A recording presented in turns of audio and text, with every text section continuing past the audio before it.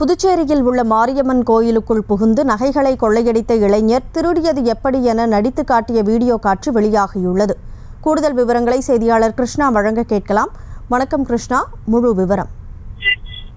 புதுச்சேரி நகர பகுதியில் உள்ள உருளையன்பேட்டை மாரியம்மன் கோயில் தெருவில் உள்ள உலகநாயகி அம்மன் கோயில் உள்ளது. இந்த கோவிலில் கடந்த 31ஆம் தேதி மர்ம நபர்கள் உள்ளே புகுந்து உண்டியல் மற்றும் 50 கிராம் அம்மன் நகைகளை தேடி சென்றுள்ளனர். இது குறித்து உருளையன்பேட்டை காவல்துறையினர் புகார் செய்யப்பட்டது. காவல்துறையின் கோயிலுக்கு விசாரணை நடத்தியனர். அப்போது எந்த ஒரு கதவும் உடைக்கப்படாமல் திருட்டு சம்பவம் நடைபெற்றது இருப்பதை கண்டறிந்தனர்.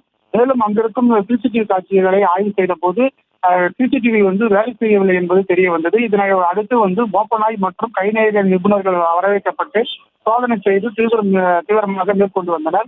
இது போன்ற சம்பவம் கடலூரில் 2 முறை நடைபெற்றிருப்பது காவல்துறைக்கு கிடைத்ததை அடுத்து அங்கு விரைந்த காவல்துறையினர் கூட்டப்பாக்கம் முருகன் கோயில் தெருவில் சேர்ந்த சுகன்ராஜ் தேடியிருப்பது தெரிய வந்தது. இதனை அடுத்து அவரை தேடுதல் வேட்டையில் ஈடுபட்ட போது சேலத்தில் மறைந்திருப்பது தெரிய வந்தது. இதனை அடுத்து காவல்துறையினர் அவரை கைது செய்து புதுச்சேரிக்கு கொண்டு வந்தனர்.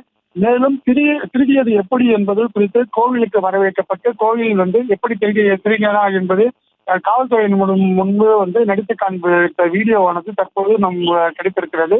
இதனைத் தொடர்ந்து அவரிடம் இருந்த 50 கிராம் நகைகள் மற்றும் பணத்தை காவல்துறையினர் கைப்பற்றியுள்ளனர். மேலும் அவர் நீதிமன்றத்தில் ஆஜர்படுத்தி சிறையில் அடைத்துள்ளனர். இவர் மீது ஏற்கனவே 3 வழிப்பறி வழக்குகள், 3 கோயில்களில் திருட்டு உள்ளிட்ட வழக்குகள் இவர் மீது வழக்கு பதியப்பட்டுள்ளது. விவரங்களுக்கு நன்றி கிருஷ்ணா. செய்திகளை உடனுக்குடனும் துல்லியமாகவும் தெரிந்து கொள்ள சப்ஸ்கிரைப் பண்ணுங்க.